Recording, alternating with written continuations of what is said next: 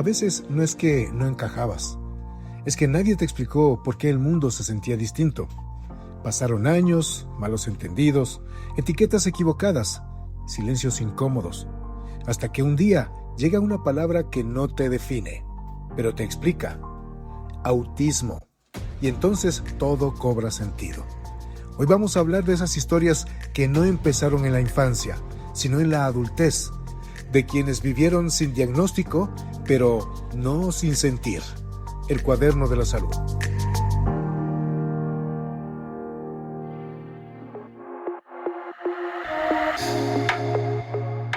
Este es el Cuaderno de la Salud de El Comercio. Abre tu cuaderno y toma nota.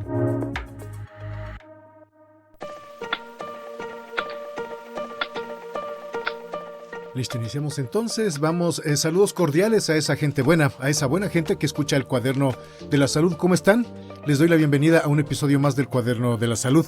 Un abrazo grande para quienes nos escuchan en cualquier parte del mundo y también para nuestra querida audiencia en Radio Platinum FM. Hoy vamos a tener una conversación distinta, una conversación más humana, más profunda.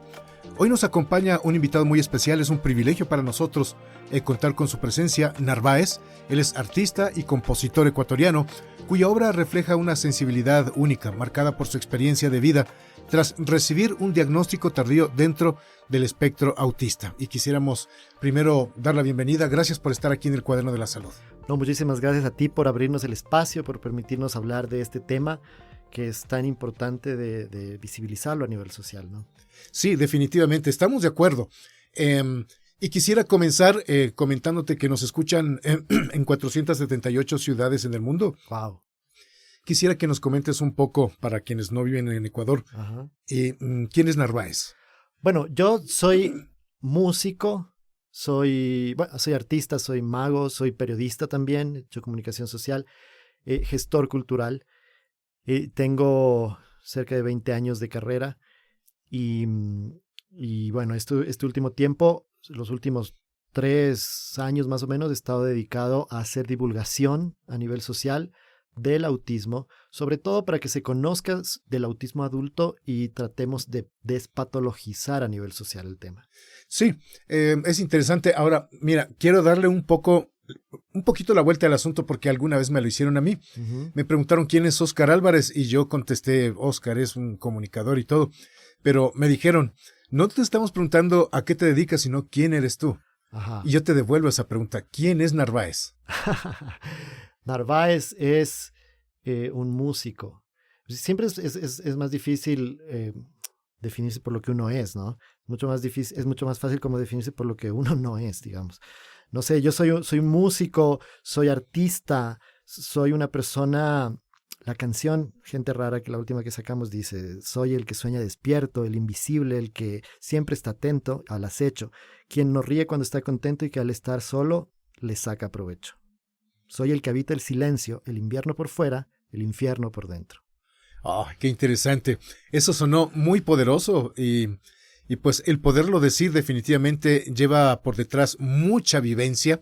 Yo quisiera preguntarte, durante muchos años viviste tú, nos comentabas, con el diagnóstico de autismo y viviste sin un diagnóstico, ¿no es cierto? Así es. ¿Cómo describirías esa sensación de ser diferente, pero sin saber por qué, sin entender por qué? La sensación de vivir sin saber por qué eres diferente es una sensación que se carga durante toda la vida, ¿no? Es sentirte alienado de los espacios sociales, de estar en un lugar con gente y sentir que no perteneces. O sea, cargas de esa sensación de no pertenencia, la llevas a todos lados. Siempre esa sensación de sentirse siempre como el que no encaja, como el que está ahí quizás un poco de sobra. Esa ha sido la sensación toda la vida. Hay alrededor de eso una serie de dificultades a nivel social, a nivel de comprender comportamientos y demás, que acumulados ya en una experiencia de vida traen consecuencias bastante graves, como caer en depresión, tener crisis de ansiedad, incluso episodios de disociación en los que uno a veces me dicen que he hecho ciertas cosas o he dicho cosas que no me acuerdo, por ejemplo. Ese tipo de cosas son consecuencia de todo este tema. Sí. Sabes que hace unos días nosotros tuvimos una entrevista que trataba del diagnóstico del TDAH, pero también en personas adultas. Sí, y es muy interesante porque cuando las personas conocen un poco sobre esta neurodivergencia, comienzan a tratar cosas de la hora y el pasado, ¿no es cierto? Yo quisiera preguntarte a ti, ¿en qué momentos de tu vida se hizo muy evidente eso? Comencemos desde el pasado de pronto. Es que hay muchas, es como complicado. Es interesante lo que dices porque el TDAH es uno de los codiagnósticos que más se comparten con el autismo. Es decir, hay una gran cantidad de población autista que tiene además el diagnóstico de TDAH. Ajá. No es mi caso, pero conozco mucha gente que sí. ¿En qué momentos del pasado se han notado mucho eso? Por ejemplo, en el hecho de que a mí me ha costado mucho entender la interacción social en general, siempre. Y por lo tanto, me ha costado mucho, primero, hacer amigos rápido. Yo no suelo hacer amigos fácil porque me cuesta entender ciertos códigos de interacción social. Y luego, en el pasado, digamos, en la formación, a mí me tardó mucho poder entablar una relación sexoafectiva con una persona del sexo opuesto, porque si ya la interacción social de por sí es compleja, la interacción que implica seducción, coqueteo y otros tipos de códigos que normalmente no están en la superficie, sino que se intuyen por debajo, ¿no es cierto? Se complica mucho más. Entonces, esa fue una gran dificultad. Mi primera pareja la tuve ya de adulto, o sea, muy tarde, por este tema. Esa es una de las cosas que ahorita te puedo decir fue muy evidente. Sí, ahora estoy recordando un poco la conversación que tuvimos con las personas con TDAH. Yo me sentía muy relacionado y tenía que ver con, por ejemplo, hace algunos años no se sabía mucho de esto. Recientemente es que psicólogos hablan, hay estudios y los presentan, y los adultos como que nos sentimos identificados de alguna manera. Los niños sí hay un estudio y salen con tal diagnóstico, pero los adultos como que decimos, caramba, yo como que voy por ahí. ¿Cuál fue ese momento para ti? ¿En qué momento dijiste, hay algo que como que yo no sé? Bueno, mira, fíjate que como te decía, como uno lleva una experiencia de vida de acarrear esta sensación de alienación de los espacios, yo siempre me sentí distinto, siempre me sentí diferente. Yo crecí con una particularidad que otras personas autistas similares a mí quizás no la tuvieron, y es que mi hermano menor tiene solamente diferencia de 1 año conmigo. Entonces somos prácticamente contemporáneos. Mi hermano es hipersocial. Entonces, de alguna manera, durante la infancia y un poco la adolescencia también, él fue como mi bastón social, digamos. Yo siempre estaba con él, entonces, de alguna manera, sus amigos eran mis amigos, y eso de alguna manera enmascaró mucho rasgos que de no haber estado él probablemente se hubieran visto más, ¿ya? Sin embargo, yo siempre me sentí diferente. Cuando estaba en la universidad, se pusieron de moda algunas series que empezaron a mostrar personajes con rasgos de neurodivergencia sin decirlo. Y te hablo específicamente de 3 series. Una que es Doctor House, otra que es Big Bang Theory y otra que es Bones, o Huesos se llama en español. Y los 3 personajes, la doctora Temperance Brennan de Bones, el Doctor House y Sheldon Cooper, tienen rasgos de autismo con altas capacidades cognitivas, y yo me sentía muy identificado con ellos. Yo sentía, sobre todo con el personaje de Temperance Brennan, que es Bones, me identificaba muchísimo. Y en un capítulo de Doctor House se presume que él puede ser Asperger. Que el Asperger, para aclararlo a quienes escuchan, es la denominación que tenía hasta hace 12 años o 13 años un perfil específico de autismo con altas capacidades cognitivas. Entonces, cuando dijeron eso, que House podía ser Asperger, yo dije, quizás yo también, porque yo me identifico mucho con este personaje. Pero estaba en la universidad, era bastante joven, no tenía las herramientas ni sabía a quién acudir.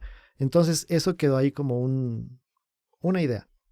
Ya. Y pasó el tiempo, hasta que después de la pandemia empecé a ver TikTok, porque ya aparecieron todas las redes sociales, ya el TikTok estaba en auge, y en TikTok había mucha gente adulta diagnosticada con autismo que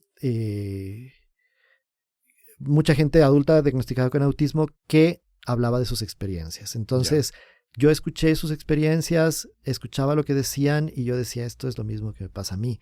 Entonces empecé a investigar mucho alrededor de eso. Empecé a seguir divulgadores de autismo, personas autistas adultas, y eso me llevó a buscar un diagnóstico. Me encontré con una gran dificultad porque, como tú bien dijiste, no hay mucha información alrededor de los adultos en estos temas y por lo tanto no hay especialistas que estén preparados para diagnosticar adultos. Tú vas a un centro de autismo que trabajen con niños y te van a decir no te podemos diagnosticar. O probablemente duden de tu diagnóstico, porque en teoría el paradigma anterior, que es este paradigma patologizante, asume que el autismo es una enfermedad mental y por lo tanto se trata mediante terapia sobre todo de modificación de comportamiento, y una vez que te tratan, en teoría de adulto ya no deberías ser autista, ¿no es cierto? Entonces mucha gente duda de nosotros y por eso a mí me tomó 2 años encontrar un diagnóstico hasta que finalmente llegué a él.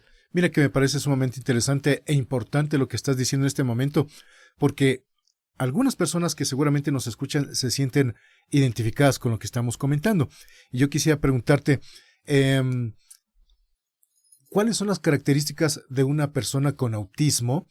Según lo que el conocimiento que tú has generado ya en este momento, estamos hablando ya de una persona adulta. Adulta, claro. Ajá. Verás, voy a tratar de explicar esto de una manera sencilla, aunque siempre me cuesta un poco. Bueno, primero, nosotros no solemos decir con autismo porque al no ser una enfermedad no es algo que se tenga ni que se quite. Ya. ¿Con espectro? Somos autistas, ya. Personas autistas, o que estamos dentro del espectro autista. ¿Por qué? Porque el autismo es una diferenciación biológica natural, ¿sí? El ser humano es una especie que está constituida de diferenciaciones biológicas naturales. Por ejemplo, un ejemplo sencillo de entender. Las personas tenemos diferentes tonos de piel, desde la más blanca hasta la más oscura, ¿no es cierto? Y eso depende de la cantidad de melanina que haya en la piel, ¿verdad? En el caso del autismo, que es una variación en el neurodesarrollo, depende de la cantidad de conexiones neuronales que haya en la corteza prefrontal del cerebro. Las personas autistas tenemos más conexiones neuronales de las esperables, digamos, por decirlo de alguna forma. Durante el proceso de poda neural que se da en el vientre materno, se podan las conexiones neuronales y quedan las que quedan. En el caso del autismo, la poda neural es menos agresiva que en el resto de personas y por lo tanto tenemos más conexiones neuronales y eso hace que nosotros percibamos el mundo, los estímulos a través de los sentidos de una manera completamente distinta a como la perciben los demás y reaccionamos por lo tanto al mundo de manera distinta. Te hago esta explicación amplia porque cuando hablamos de rasgos muchas veces nos podríamos quedar cortos o encasillar en ciertos rasgos como si fueran síntomas, cuando en realidad, al ser un espectro, los casos en cada persona pueden variar. Cada persona es un mundo. Pero sí hay cosas que son comunes, porque al tener más conexiones neuronales, es como tú aquí en los estudios, en la radio, lo que sea, cuando tienes más conexiones, más cables, ¿qué es lo que generalmente pasa? Hay caos, muchas veces puede haber estática, ¿no es cierto? Muchas veces te confundes y suena algo que no tenía que sonar. Esas cosas son las que pasan. Porque, claro, mucha gente cuando escucha que digo tenemos más conexiones neuronales puede pensar que creen que son superiores. No, al contrario, eso nos genera un caos en la cabeza. Tenemos sentidos que son más reactivos a los estímulos, por ejemplo el audio. Yo siempre, ahorita me quité los tapones para poder conversar contigo, pero siempre estoy con tapones en los oídos. Siempre tengo que tener los lentes oscuros porque somos mucho más sensibles. Y nuestra corteza prefrontal no filtra los estímulos. ¿A qué me refiero con que no filtra?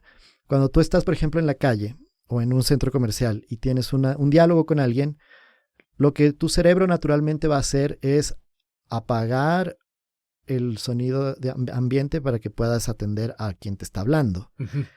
En una persona autista no existe ese filtro y por lo tanto siempre voy a tener todo sonando al mismo tiempo y eso es abrumante y eso desgasta. Entonces, una característica que se ve en las personas autistas que proviene de este desgaste es que nos cansamos sumamente rápido. La batería se agota muy fácil. Tendemos a caer en burnout de manera frecuente. Porque eso es otra cosa que me dicen, sí, los neurotípicos también caemos en burnout. Sí, es verdad, pero una persona para caer en burnout tiene que llegar a un pico de estrés y demasiado fuerte, y probablemente si caes 1 o 2 veces en tu vida en un burnout de verdad es mucho. Una persona autista, en cambio, conoce el burnout de manera frecuente, muy, muy frecuentemente. ¿Qué implica el burnout? O antes de llegar al burnout, puedes apagarte los sentidos, porque es tan abrumante que dejas de hablar, o sea, te cuesta hablar. Por eso muchos autistas son no verbales, no hablamos mucho. Una característica de la que siempre se habla, no mirar a los ojos durante la comunicación. Esto es real y tiene que ver con esto, con el hecho de que la gestualidad puede resultar abrumante, por un lado. Entiendo. Por otro lado... Hay sensibilidad de por medio. Exactamente, hay una sensibilidad de por medio. Hipersensibilidad. Hipersensibilidad. Por otro lado, nuestro cerebro es un cerebro monotrópico. Eso quiere decir que nosotros procesamos un estímulo a la vez, a diferencia del cerebro neurotípico que procesa todos los estímulos al mismo tiempo. Entonces, durante una comunicación, un cerebro neurotípico va a estar pendiente de lo que digo, pero también del tono de voz, pero también de la gestualidad, pero también va a codificar el entorno, en qué momento estoy diciendo. Hay un montón de códigos que se decodifican de manera inmediata en el cerebro para entender el mensaje. En el caso de las personas autistas, como procesamos un estímulo detrás de otro, si tú me estás hablando, yo te estoy escuchando y probablemente ni siquiera esté captando la entonación, sino solamente esté escuchando las palabras y decodificando las palabras. Por eso no te veo.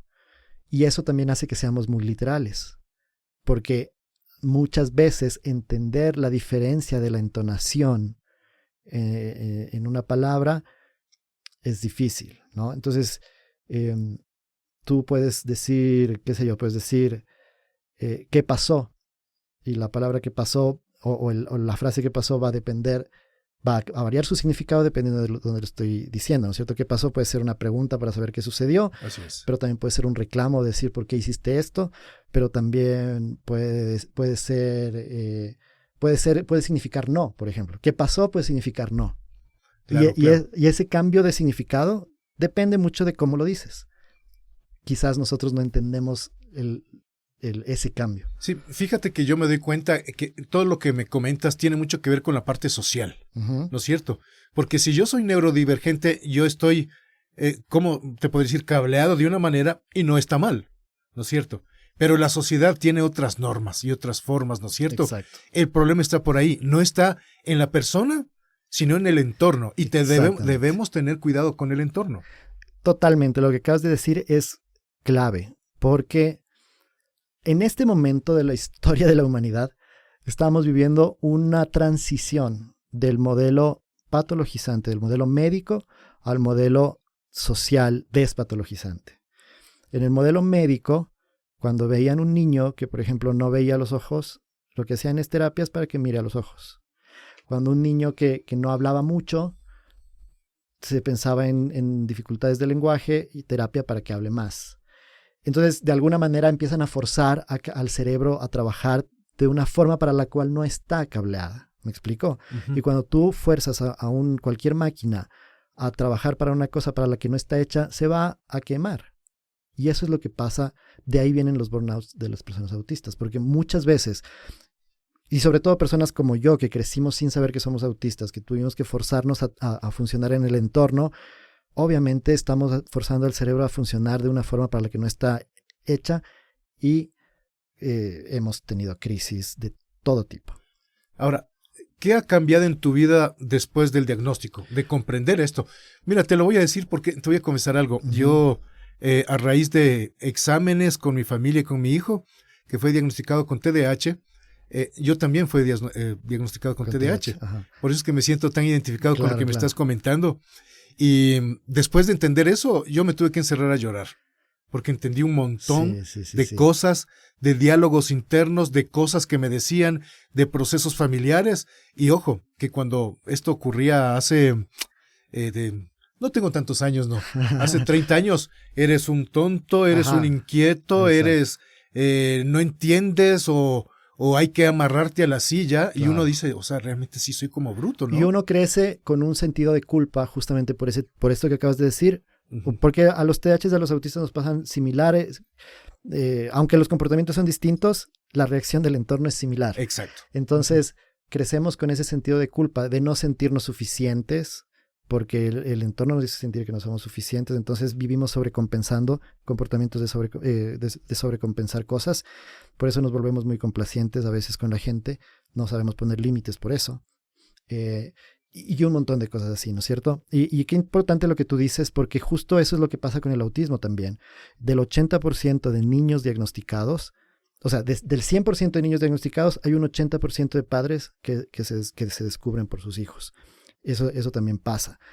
Cuando a mí me dieron el diagnóstico, yo también tuve la reacción del llanto al principio, a pesar de que había buscado, fíjate, busqué 2 años el diagnóstico, pero ya cuando tuve el papel en la mano, claro que tienes esa reacción emocional porque es como que toda tu vida no solamente se explica, sino que hay un montón de cosas que dices, ok, yo no debí permitir que pasen ciertas cosas que pasaron. ¿Me explico? Uh-huh. Y lo que ha cambiado, o lo que sigue cambiando, porque todos los días seguimos dando pasos en la sociedad, es poder vivir o adecuar mi vida un poco más a mi cableado cerebral. O sea, tener por lo menos los entornos, lugares seguros. Mi casa es un lugar seguro, donde yo sé que puedo estar como yo quiero estar y como yo necesito estar. Limitar las cosas que necesito limitar respecto a la interacción social. Hablar con mi círculo cercano para que también tratar de que haya las adaptaciones que necesito.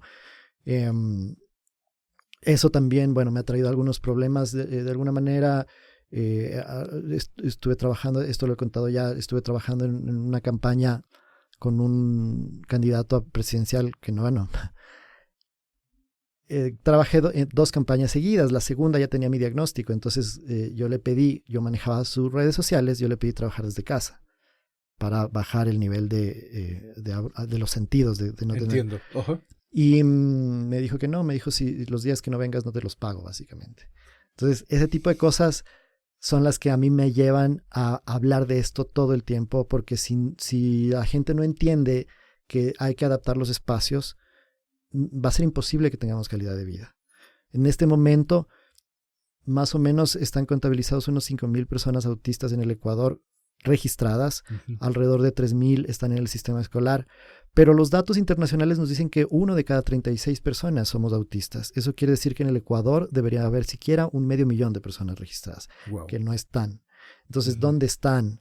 ¿Han tenido la oportunidad de estar en el sistema escolar o han salido? Porque lo que tú dices que dicen los papás es verdad. Te dicen, no, es que tú eres tonto, es que no sirves para estudiar. Y en un país precarizado económicamente como este, si no sirves para estudiar, te pongo a trabajar. Así es. Y si no sirves para trabajar, ¿en dónde terminas? Uh-huh. En la calle o en la delincuencia. Entonces, ¿cuántos de estos 500,000 de personas que no están registradas desbordan o terminan, desembocan, mejor dicho, en problemas sociales más graves, como situación de calle, como delincuencia, analfabetismo y un montón y todo lo que eso conlleva, por no saber que hay neurodivergentes viviendo con nosotros, digamos. ¿Crees que las cosas están cambiando un poquito? Yo veo que tú te has animado a hablar de esto y tienes una voz potente en ello. Uh-huh. O sea, y personas como tú que decidan hablarlo, yo creo que es un paso súper importante, porque estamos hablando de una persona, de un triunfador, ¿ya? Y es un triunfador, sí, de pronto uh-huh. No te va a gustar que te lo diga, es un triunfador que ha tenido que luchar con asuntos personales y con la sociedad, y estamos hablando de alguien que es un compositor reconocido en el país. Has trabajado con La Toquilla, Papaya Dada y muchísimos, y te han reconocido eso. Entonces, uh-huh. De que se puede, se puede.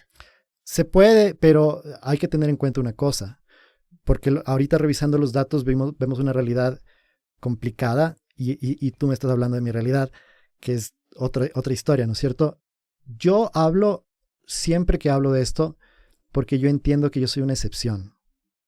Porque yo entiendo que yo viví y crecí con privilegios que otras personas no tienen. Privilegios de economía, privilegios de tener 2 padres no solamente educados, sino que además los 2 son médicos. Privilegios de conocer otras sociedades. Esto lo he contado siempre. Yo nací en Quito, pero enseguida viajé, viví en Colombia, en Chile, volví a Quito a los 10 años. Privilegio de acceder a la educación y de poder haber terminado 2 carreras universitarias. Pero ese es un caso de excepción. O sea, Entiendo. Y justo yo hablo por las otras personas, para explicar que quizás los 5,000 que están registrados en el Ecuador también cuentan con ciertos privilegios para haber llegado a estar registrados, para haber llegado quizás a un diagnóstico, para haber llegado quizás a una calificación de discapacidad, porque el autismo es una discapacidad psicosocial, justamente por las dificultades sociales. Uh-huh. Pero lo que es importante que la sociedad escuche es que las otras personas, las que no están registradas, son las que necesitan de las adaptaciones, de los entornos, de que se entienda. Porque de lo contrario, imagínate cuántos problemas sociales como la pobreza, la delincuencia, están atravesadas por el tema de no comprender la neurodivergencia. Entonces es súper importante entender que lo que yo siempre digo, y por eso mi canción se llama Gente Rara, porque para ustedes nosotros somos raros porque actuamos distinto, pero si nosotros somos tantos, también los podemos ver raros a ustedes. Entonces todos somos raros dependiendo de los ojos que nos miren, y entender eso, estar abiertos a la diferencia, es lo que realmente va a hacer el cambio en la sociedad. Mira qué interesante. Me va a faltar tiempo para conversar. Podríamos hacer Claro. 2 podcasts más con este tema. Pero quisiera para finalizar preguntarte algo. ¿Qué le dirías tú a una persona que nos esté escuchando en este momento y que buscó este tema porque siente esa espinita dentro? Nos escuchan en 52 países y pues este es el momento y el punto en el que tenemos la posibilidad y la oportunidad de que tú, entiendo que estás buscando eso, que la gente entienda, que relacione y que tome acción de alguna manera. Bueno, a la gente que se sienta identificada, que busque diagnosticarse. Muchas veces, volviendo al tema de las características, muchas veces nos dicen, pero no, es que ustedes se reconocen como autistas, pero no es cierto cómo llegan a esa conclusión. Te digo algo muy sencillo. Una característica del autismo es el interés profundo. Cuando tú te hiperfocas en algo hasta el fondo, no eres neurotípico. No, es un superpoder, diría yo. Ajá, ese hiperfoco. Entonces, si una persona ya se reconoce y está investigando y buscando y tiene esa inquietud, es muy probable que sí esté dentro del espectro. Así que busquen, no se cohíban, y ser diferente no es malo. Otra de las razones por las cuales yo he salido a hablar, porque mucha gente esconde su diagnóstico, le da vergüenza. Y lo que me permite a mí este privilegio del que te hablaba es poder hablar. Porque mucha gente tiene miedo de hablar porque puede perder sus trabajos, porque puede perder sus amigos, porque el esposo le puede quitar a los hijos. He visto casos. Pero no, si salimos, si hablamos, si mostramos cuántos somos y que existimos, va a ser cada vez más normal, entre comillas, la diversidad, la neurodiversidad, convivir con ella. Entonces, ya la gente que es neurotípica, que entienda que no hay solo una forma de ver el mundo, de vivir el mundo, hay varias formas, y tenemos que adecuar el mundo para que todos podamos vivir con calidad de vida, que es lo que todos queremos. Muchísimas gracias. Yo te felicito. Tienes aquí un amigo, un apoyo, y pues vamos adelante, de verdad. Muchísimas gracias. Bien. Qué gusto. Y a ti que nos escuchas en cualquier parte del mundo, te agradecemos mucho si te suscribes y compartes este podcast. De igual forma a nuestros oyentes en Radio Platinum FM. Hasta el próximo episodio.